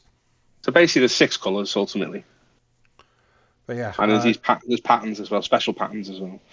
just going to give a shout out for Tidy there for providing the graphics there that I would not have been able to find at the same time as being on call for YouTube. So yeah, shout out to that dude. Much Big appreciated. shout out to Tidy, full stop. He's the main man. He must tweet 1,000 tweets a day for me. He's a legend. He's basically been my one-man marketing team recently with everything that's been going on with getting everything off the ground and obviously with Ada getting slashed and stuff. It's just been a fun time and yeah, Tidy has been on Twitter like a machine every single day, tweeting every single influencer you could think of. Yeah, you must send out 50 a day easy, must do. So Yeah, cheers, I mate. mean that's solid and essential work there, and yeah, like buy that man a beer. Yeah, definitely. More than that. Yeah, I'll look after him soon once we get through the next few weeks. Yeah, we'll have to take him to see a good football team instead of any of the other dodgy ones. I can't say anything, can I? Being an Everton fan, I've had Well, 20 years of no. watching. Hey, we're still in the Premiership at least until the Yeah, lawsuits go through court or whatever ends up happening with that. But yeah. Be worse. My wife and her in-laws, all my in-laws are Burnley fans, so we got off quite lightly this year compared to them. But yeah, like it's always pleasant when it's like, oh, you're from Liverpool. What are you a red or a blue? And like you always hear red. You just always Oh, hear red. definitely, yeah. And it's just Especially like, at the moment, you can't drive around my estate without seeing Liverpool flags hanging out of windows and everything. All the train stations are getting shut down for the homecoming. Oh, it's diabolical. You can't get away from them. oh dear. But yeah, we'll have to get together and smash it up in the new stadium when that's open, I think. Definitely, mate. Definitely, we'll sort that out. Yeah, definitely. I think let's hope it happens. Well, yeah, isn't it? Yeah. It's great around there as well. It's like such a cool part of the city now. There's all these new bars and kind of like all warehouse bars and that. Like, so it's a really good place to go for a drink afterwards as well. Now, so I can't wait for that stadium to get opened up. Probably one of the coolest parts of Liverpool. Yeah, well, it looks pretty sweet in the plans. So let's hope that they don't run out of money halfway through. I didn't realise you're an Everton fan, are you? I told you this before. I'm sure I did. I didn't get onto that now. It's been a long time since I've made it to Goodison, but yeah, right, yeah. I didn't know this. Oh, wow. This is a friendship. Gonna go a long time, I think. Yeah. I mean, I call Toolhead Blue Everton Blue at this point. You know, it's. I even had a question planned about why did he pick blue as one of the primary colours. Is that because you're an Everton man like me? Oh, there we go. Well, I grew up in it. My mum was she's retired now, but like Lofgaz, he's in here now. He's my brother. My mum was Howard Kendall's secretary, so we kind of grew up going VIP and going. Like I went to watch us win the FA Cup on the VIP bus and all that kind of stuff. It's been a diehard Blue forever, really. Met Duncan Ferguson loads of times, all that kind of stuff. Like it's yeah. I've got some good Everton stories to tell you for another time. But yeah, that's definitely one to be shared over many beers. Yeah, definitely. We'll get that sorted. We'll have to get you down to Liverpool. Yeah, definitely up for that. Yeah, I'm sure Gaz will be up for that as well. He's still here. He's there. Yeah, sounds what a tidy show, mister. I'm on my phone, you see, because I didn't trust my computer to connect my headphones, so let me just get back on the PC and see what's going on in Discord chat. It was Cardano Village, I just found it. Yeah. Yeah, it's beautiful out there. Yeah, I mean, I always have to make sure I'm on. I test everything out sort of like 15 minutes before and then don't touch anything. There's been a couple of times where I've thought I've been recording the entire AMA and then I go to upload it to YouTube and it's got no flipping sound. That's right. Yeah, it's a couple of really annoying ones that happen to as well as it goes. And obviously the first couple that I wasn't able to record for various different reasons. It's like, nice. I really wanted to record the dead rabbits, but they were like one of the first people I had on. They didn't have a second monitor and, this, that and the other, so it didn't end up happening like that. I've got all the monitor and a decent PC and that, but I just realised I've not got a good setup for mics or headphones. I just don't really use them. So I've got a camera I record YouTube videos on, but it's not like, I just haven't got your basic webcam and microphone setup. I think I just need to buy a cheap basic webcam setup so I can do this sort of stuff. Yeah, I mean, you can get I paid like 30 quid for my webcam. It's like, 1080p, whatever, works fine. Yeah, I've got a laptop. I should just jump on my laptop. Amazon. Yeah. Well, it works fine on my phone anyway. But yeah, I'm on the chat now, guys. If anyone wants to ask me anything, I'll ping away. Yeah, it seems to be a little quieter there. So obviously we've done a good job of getting through all the obvious questions at least. You're doing the Lord's work again here. That's my roadmap I did. That's one of the first things I did. That shows the life cycle really. It's called the roadmap, but I'd describe that more as my life cycle. That kind of shows how babies, how you bump on Minga and then it becomes a baby and you play your way back to become an adult. But no, right. So that's going to be. Sorry, what date is babies and first games again? That's on Tuesday. It's on Tuesday. So yeah. That's pretty flipping close. Sorry, 31st. Yeah, 31st. And so babies are going to be dropping throughout this week because it's quite a slow process of minting and reminting, and so we're setting that process. We've got like a schedule. I've got a task on the server to run, so they'll literally start dropping into people's wallets all this week, really slowly. It takes about 2 minutes to do each one. We've got like I'm going to remint every 5,000, so everyone's got the latest metadata. You see, so Yeah. I'm just going to set that. I'm going to set that off, and yeah, chain that could lag take makes that pretty annoying at times. Yeah, I think I worked out it's going to take about 4 days, so I'll probably set that off tomorrow, to be honest. Obviously, prioritize the babies first, Yeah. and then I'm going to go back. When I first did my initial mint, I minted all my artwork at 1024 by 1024. I'm not entirely sure why. I always regretted it because I've got 2448 sort of 2048 size. So I've updated that basically, so everybody's going to get the full size artwork over the next few days as well. So if anyone cares about that. So there's a question you may or may not want to answer.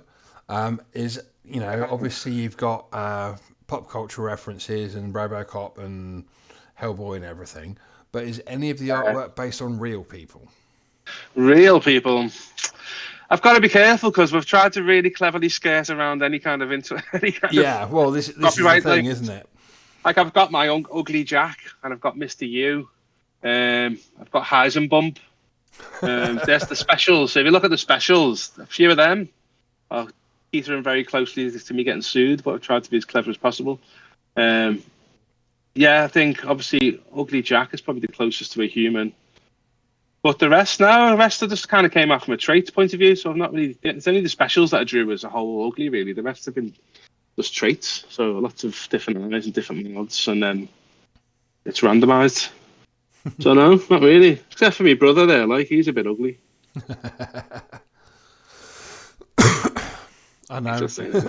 I can think of a few people, but I'm just thinking maybe I should probably stay away from naming names in this case. I think the ones that have cropped up by chance when I'm looking at the ones that people have made, and when I did the randomized mint at the start, the ones that got popped out by the randomizer are you start seeing some similarities, but that is purely by chance. Yeah. That's my believe you on statement. That I'm sticking to it. So yeah, I mean, like, what was the inspiration behind the various different tentacles and everything going through noses and ears and stuff? Like, because obviously, the octopus. Just to be gross, really. Yeah, it was to be gross. So everything was just like to be ugly. It was like come to things that all the nose items and the ear items and stuff. Just sitting down. I literally just made. It was more starting out with lists, thinking, what can we do? What are good ones? Actually, we opened a lot of this up. Thinking back in Discord in the very early days, I had a contest when I was drawing them, and I let the members throw up ideas as well. And so quite a few of them came from that competition we did.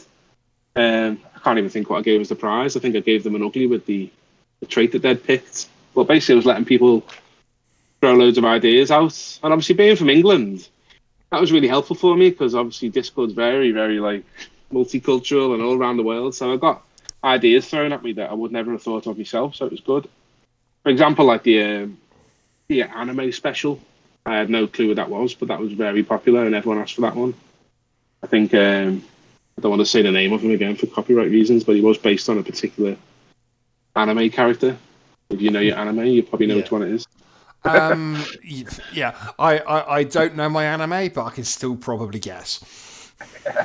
And I didn't even know who he was. Everyone kept saying, you got to do this one, you got to do this one, and I had to go and Google it. I was like, all right, cool, I will do it. Yeah, so some of them are from Discord recommendations. Most of them were just me sat having a drink with me iPad while I was on holiday, to be honest. So just something else I'm going to throw up there, which I get to say a big thank you to you for again, is that we've got a competition to win a season 1 Bumpin' Ugly, of which there's going to be 2 that'll be given away that I am literally just opening on Discord now, and it is open now. So if you want to go and jump into that, I will be doing the usual at everyone later and all that sort of thing. But yeah, it's open now if you guys want to go and join, and make sure you don't miss out on that one. I think it's fairly Yeah, safe cool. to say that most people in here are going to be in the Bumpin' Uglies Discord at this point. But if you're not, Yeah, there's a link in the competition, and if you're going to win the competition, it's required that you're in the Bumpin' Uglies Discord server. yeah, And, and, exactly. and And level 2 in as our a chat here. So feel free to ask any more questions and get yourself towards level 2. Otherwise, you won't be able to win. cool. And one thing we are doing actually is part of the inside the game, so you have to be a member and have an ugly in your wallet. We're going to have a section inside our game where you can come and pre-order. That's going to be coming pretty soon, next couple of weeks. Basically, we're just trying to let anyone who's already got an ugly buy. So we're going to have a sort of tiered system based on your roles on our Discord server. You'll be able to come into this page and you'll be able to literally prepay for X amount of season 2 uglies, and skip the whitelist. It'll just get airdropped to you on the morning of the public mint before the public mint happens. So just trying to take that stress off the server and all that stress of a mint. If anyone who wants to get one, well, if you own an ugly from season 1, you'll be able to come into the game and pre-order from probably the end of next week, I think is the plan for that one.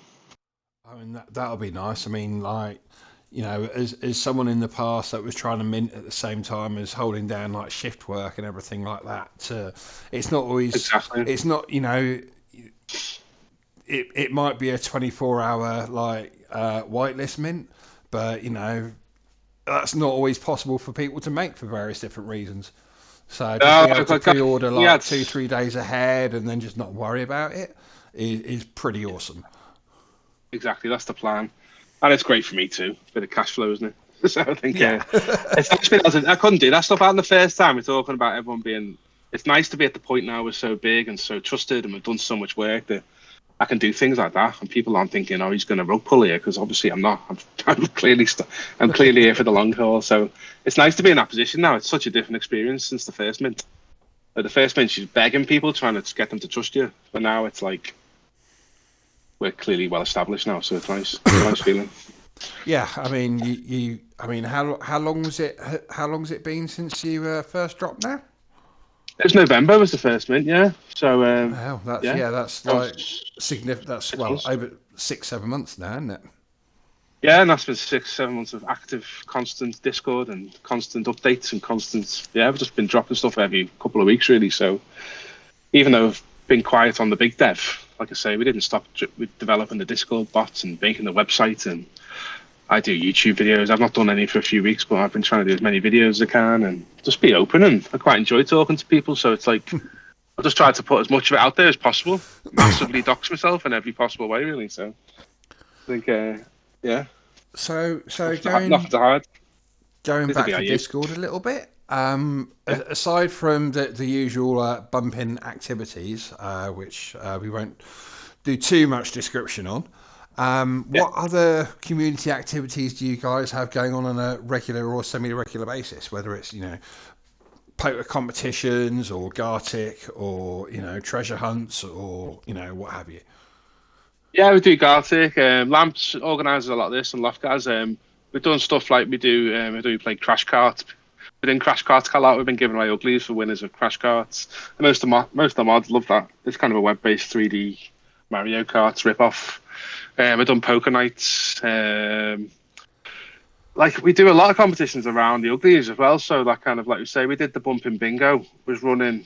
We did them back to back for ages. So basically, because you couldn't have a baby, we tried to come up with something that you could do with your uglies while you couldn't have a baby, and that was the bingo. So we let people like multi-bump. You could just keep bumping the same ugly many times, and you could fill up your bump history with all the different traits you collected. So we used that to do a bingo inside. We did quite a few bingos with like big prizes. We gave away like 1,000 I think on most of them. Plus, it was Oh basically wow. we took all the money from the bumping, because the bumping costs, and we put all that money into the prize pool. We didn't keep any of it, so it was like I think one of them was like 1,600 ADA. We split that between top 10 places and stuff. But Nice.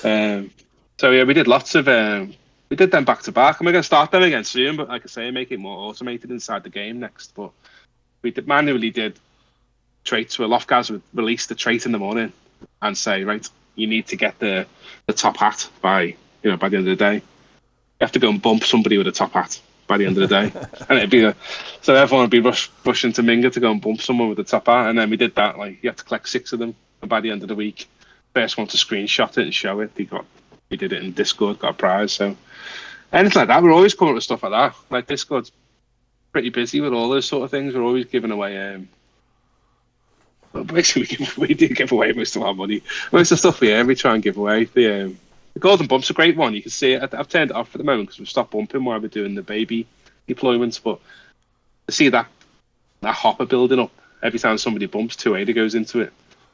And when somebody wins it, when someone wins it, they get the big Golden Bump announcement in the chat that they've won. And it gets split between the mum and dad. So if you bump somebody, you both get half and half of the Golden Bump. And yeah. Yeah, and let's just go straight. What's the highest that Golden Bump prize has got you so far? Because I've seen it at like 80 plus. I think we had about 120 at one point. I thought I had a bug in my code because it wasn't going because it's randomised. I was thinking, why is that not dropped yet? Have I got a bug? I'm checking my code every day, thinking, no, the code looks fine. It's just randomised. Trying to randomise and code hard, so I was just. But no, it was working fine. And one day it just dropped, and somebody got to 68 each, and they were made up. Yeah. Nice. I mean, like, you know, as Bumping Uglies gets busier, I'm sure there'll be room for tweaking the drop rate on that. So, well, I think Lamps came up with that one, and he's already tweaked his algorithm. He wants to make it so it's weighted a bit more towards if you bump like a 68 bump, you've got a better chance of winning it than if you bump a 5 But at the moment, everyone was setting the prices to 5 ADA. I'm just going crazy. I'm paying like 5 ADA a bump.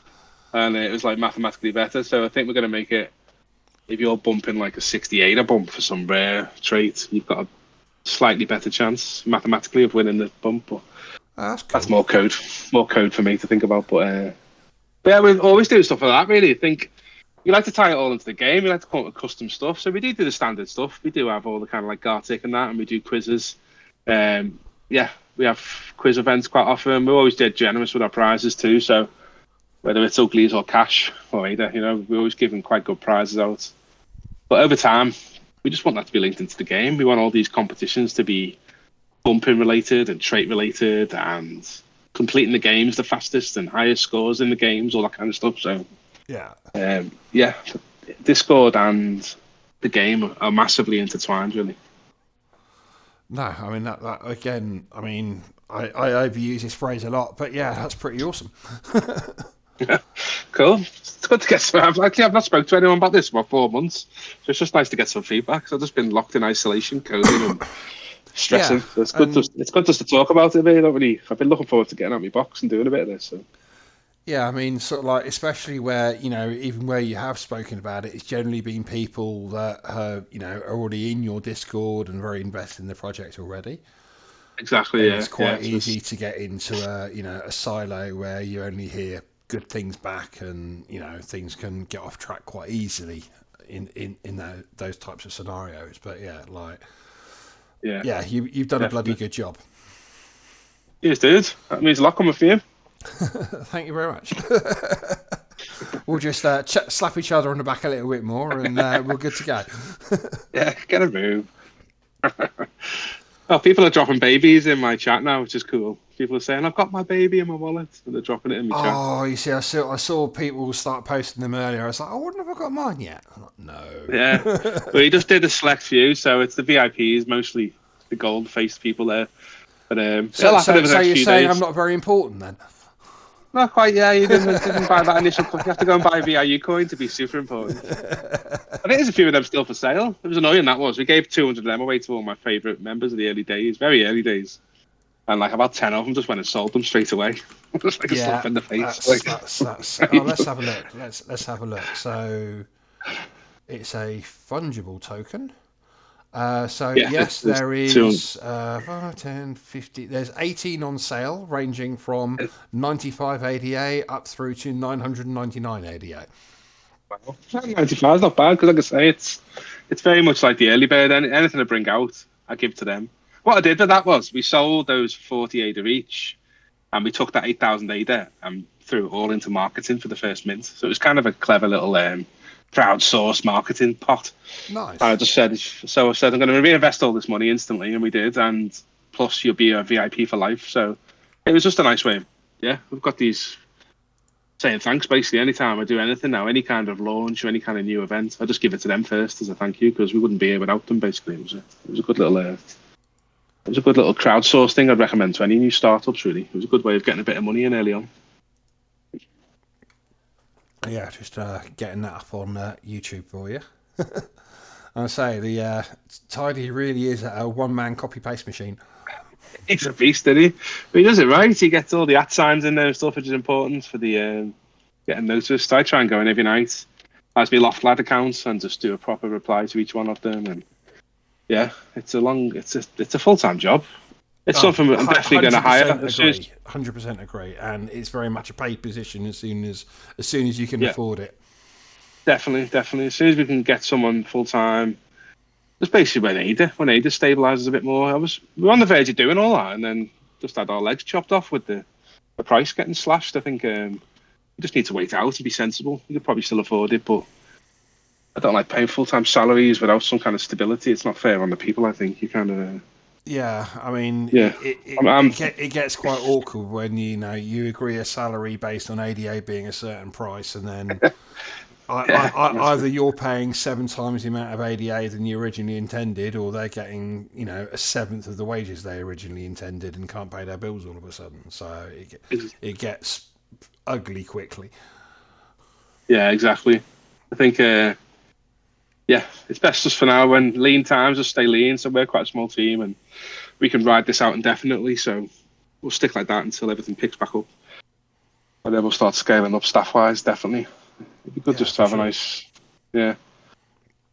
I've run my own business stuff in the past. I've worked at a big agency in Liverpool and I set an agency up with my mate, and I've been through all that. It's a scary prospect, paying people's mortgages and stuff. It's best to keep Yeah. it flexible. Yeah. So, I mean, aside from you and your brother, is that the only quote unquote two full time people on the project, or? I think full time wise, it's probably just me. Everybody else is flexible. Like even my brother's got a in real life job. So, but I've got another developer called Dan who I've always worked with. There's a team picture on there in the white paper. Um, my wife's in finance, so she does all that kind of stuff for me. I've got front end developers for my web. I've got another digital artist I've not used for the art, but I've used for like anything to do with white papers, and he's very much a presentation PowerPoint type guy, so all that kind of stuff. Yeah, I've got Larry Mar's probably the most closest thing I've got to a full time dev is Larry Mar, who's my Cardano developer. He was just a godsend because my plan was to learn all that myself. I think I want to learn Plutus and I just want to do all that stuff myself, but timescales, I realised it was impossible to get this thing out on time. So I just stumbled across Larry. Larry's like the best thing I found in this whole journey. Went from I was looking for YouTube videos on how to do a particular thing. I was watching this guy's video and I thought, why don't I just fucking email this guy? And I emailed him and said, "You're looking for any work?" And he was, and I just basically he's just been a great mate ever since. He's been fantastic. So he's basically helped me do all the stuff to do with minting and well, a bunch of stuff.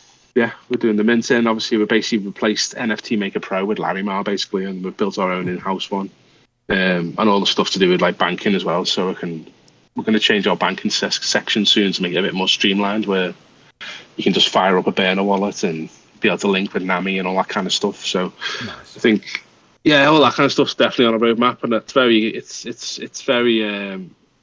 fit for purpose at the moment, but it can all be a lot slicker. People want the latest, the best, don't you? You can only see what happened with CNFT compared to JPEG Store. It's just Yeah, you can I quickly mean, fall, you can quickly there fall was a from lot of grace. reasons for what ended up happening, but yeah, Stay on top of it, haven't you? Like they yeah, just JPEG Store just came out of nowhere and we're just slick, aren't they? And they're nice guys as well. I think that's a massive factor. yeah. I mean, So I've not actually spoken to the JPEG guys myself. yeah, they've been I've really spoken helpful. more to the Artifact guys than JPEG guys, funnily enough. But okay, But yeah, yeah, I think they don't seem to have hit it off like everybody expected slash hoped. no, it's Yeah. a wild west at the moment, isn't it? Well, that's the thing. I mean, everybody knows JPEG now, so everybody goes there because everybody knows what to expect, and it's somewhat reliable. Which Yeah. We didn't have a lot to ask of CNFT.io, but reliability apparently wasn't the top priority for a while. No.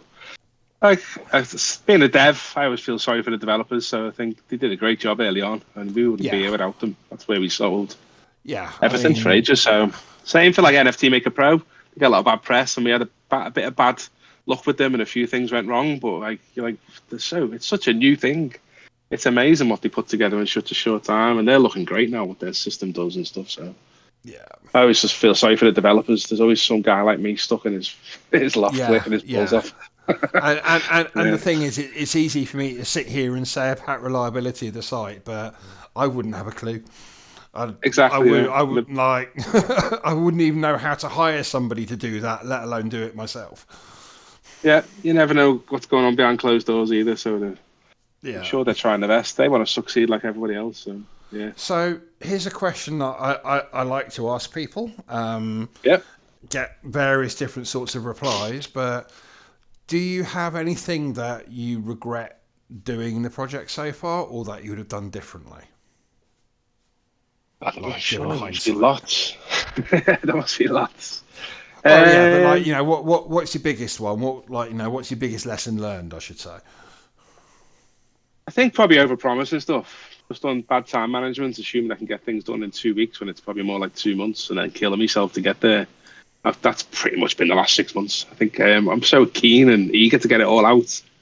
That, yeah, well, I think you have to as well, to be honest. So it's not really a regret that. 'Cause if I hadn't have done that, then you'd be waiting another 12 months to see me games. So whilst that's been frustrating, I think it's needs must. I definitely could have simplified my art. I think if I went back and redid all the art, I'd simplify the layers straight up. A simple one. That's a very easy one I do differently. Like they look great and I'm happy with it, but I just made myself a shitload of work I didn't need to have really. I think I still could have done something really nice looking without all these nested mouth items and all that kind of stuff I discussed. But again, they look great and they kind of separate us from a few of the other projects. So uh, I think anything I regret is just down to me stuff that's burnt my head out and just been a lot of work in a short time. But what you got Yeah. to do, isn't it? What you Well, got yeah. to do? I mean, Yeah. like, another question, which it's maybe not so much from a user perspective as a lot of other questions are, but how have you managed your work-life balance throughout it? Because we're all those like head down, work your balls off until they drop off sort of people. And especially Yeah. when you're working from home and you don't have the commute to turn off on the way home and like change from work mode to home mode and stuff, like how's that panned out for you? Oh, that's panned out terribly. That has literally there's been no balance at all. It's so just so been all so work. so divorce, kids won't speak to you anymore, are you drinking every night? Yeah. I just got a very, very supportive wife, luckily, and my daughter's only 4, so I always make sure I'm down there for putting her to bed and little things like that. But other than that, we just basically realised what an opportunity this is, and went for it. I just decided as a family, this is a great opportunity. I was a bit bored of my job, so it was just a chance to go and do something really exciting and potentially make some decent money and just do something cool. So it was a family decision, but after that decision was made 6 months ago, I haven't seen them basically. So yeah, that's the plan for August onwards to try and slow it down a little bit, bring in a few more outside sources to help us build the company out, make it not so much about me. Yeah. Obviously, Oh, I think I mean, this is a problem with a lot of NFT projects where everything hinges on one person, and then if that yeah, if anything happened to that one person, whether it's just exactly, yeah, everything from illness to things considerably worse, like yeah, yeah, exactly. Like it's touch wood, I'm doing fine so far, but I think yeah, it's not a good business model, 100%, and I think that's always the plan is to get this MVP. I kept saying, get this walk before you can run, get this first version of it out, get the money in off the mint, and then yeah, like I've got Larry now, I've got other developers, obviously the artwork and stuff. Just yeah, build it out. That's the plan, but you can't do that until you've had one success, have you? So it's kind of a chicken and egg situation. You need to get that first success to fund it, yeah. unless you're lucky enough to have an investor or something. But our mine was just all self-funded, so it was just roll your sleeves up and get it done, and then it pays off. It pays off. I mean, another question is probably should get around to wrapping it up fairly soon. As it's actually turning into one of my one of the longer AMAs that I've done. Been great though, yeah. But have you had any interest across chain, or have you got any marketing activities that are planned to go out to Ethereum or Solana or wherever else? Not really, no. I'm fairly loyal. I think I really want to push the Cardano community. I think I just don't like the look of them. Like when I first did my initial investigations of where to put Uglies, I did look. I obviously looked at Ethereum because that's where Crypto Dads was, and that was the first one that got me excited. And I just didn't like the thought of being a small fish in a big pond over there. I knew I was on my own. I thought, I'm not going to take on the Bored Apes, am I? So I wasn't. So then I started looking at Solana, and that just looked like rug pull center. It just didn't like.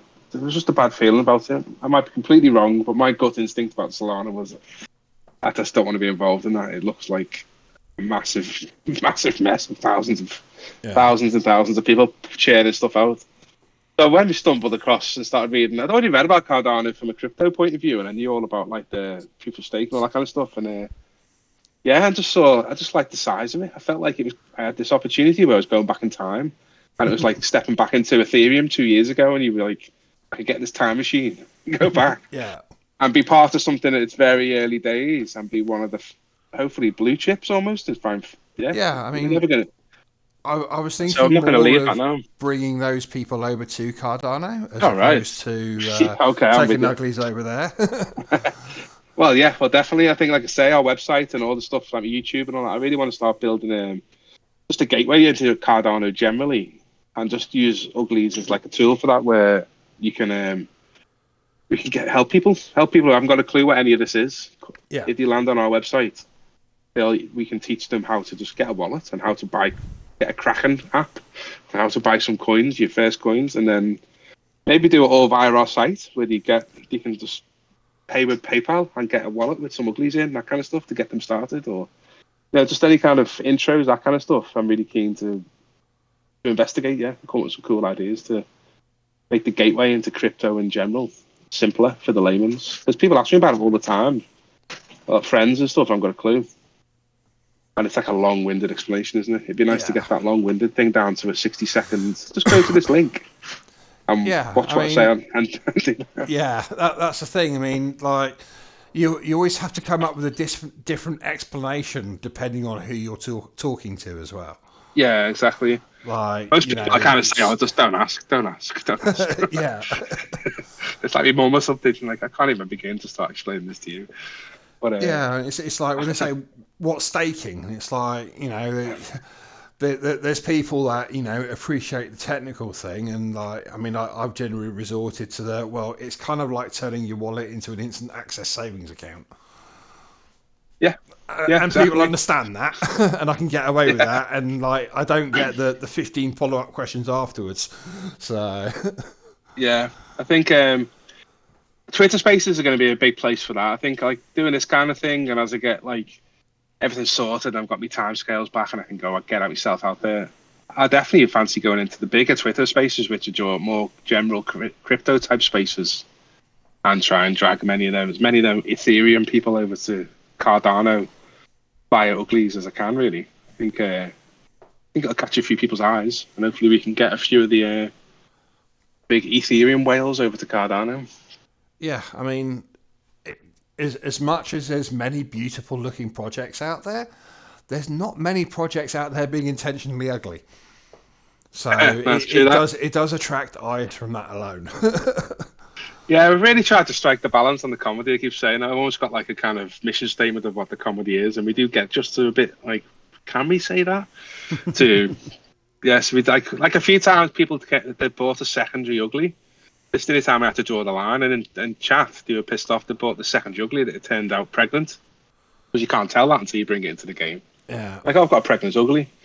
So then there was jokes getting knocked around about getting an abortion, and I was like, that's just a step too far. Like we try and be cheeky and stuff, but I'm not. It's not that kind of chatter on the head. We can reset you Ugly. Yeah, Let's not. So it's just finding that balance, isn't it? We do want to be cheeky. Yeah, we don't want to be PG, it's a fine line to walk. That's for sure. exactly, and stuff like people can name their uglies in the game. I think I'm gonna have to put some profanity checks on that as well and stuff. Just some of them are horrendous now, so I think, I mean, keep people. the thing is, as much as you try to put profanity checks in there, you know we're all going to get around it, right? Yeah, well, at least I feel like I've done my bit then. Because you've got all the Unicode characters, all the numbers instead of letters, and like leet speak and everything else going on. Like, Yeah, yeah, cool. Yeah, yeah, exactly. maybe a report name function wouldn't be the end of the world. Yeah. Well, there's one. I just literally popped into my chat, and someone posted one called "Shrek raped me." Is the name of his is the name of his ugly. So I think words like that probably shouldn't be in the. Yeah, yeah. I They mean, should be in the funny, ban list. but Yeah, it's funny to me, not. but I've got to think Yeah, about the big. Remember talking about bringing Ethereum in and talking about on Twitter Spaces. I think I've got to start thinking differently now. It's just started off as a bit of a funny project for myself. I think we yeah. need to start just tightening down, just tightening a few little bits down, have a bit of I mean, moderation in there. this is the thing. There's a reason why gaming companies are very loath to say anything at all. Like, really. I mean, look how that's worked out for Blizzard, right? Yeah, weirdly in a past life we worked with Blizzard, and yeah, they went downhill. Like, yeah, we Yeah, basically tried, yeah, a strange company. yeah. I mean, I knew well, I knew by reputation some of the original devs for WoW because they played EverQuest. Yeah, And I can tell you now that there is not a single person that played EverQuest back then that is surprised at the revelations coming out about the people involved there now, because it's the same no, people. There's yeah, not a single bit of surprise anywhere. no, no, I can imagine. Corporates, Yeah. yeah. Hopefully that's one thing we never have to worry about. It's a No, crazy no, for crypto sure. world. You just got to worry about your customers instead. Exactly. That's probably the sums up exactly. If you ask me why I got into this, I've always had clients. I've always worked in agency life, so I've always had big clients. I've had some big interesting projects, but I've always had a client, and most clients are idiots. So it was I just had enough of agency life and dealing with clients. So I think that distinction between clients and customers is the main reason I did this. It's much nicer having customers Yeah, than having one client who you have to do everything they tell you to do, basically. So yeah, for it's sure. There's a very it's that different freedom. dynamic involved in the relationship. Yeah, exactly. So it's a much better setup. But yeah, I mean, you are now officially, I believe, probably my third or fourth longest AMA ever. Okay, Um, well, let's let you wrap it up then. I should go see my wife before. Let's see well, my wife before exactly. she goes to bed as well. We've been going nearly 2 hours. You might even be the second at this point. I think I had one that got to like an hour 58 or something, like with Ape Society. But yeah, like you're in good Now, company up there. now I feel like I should sing a song or something to drag it out. Go for that record.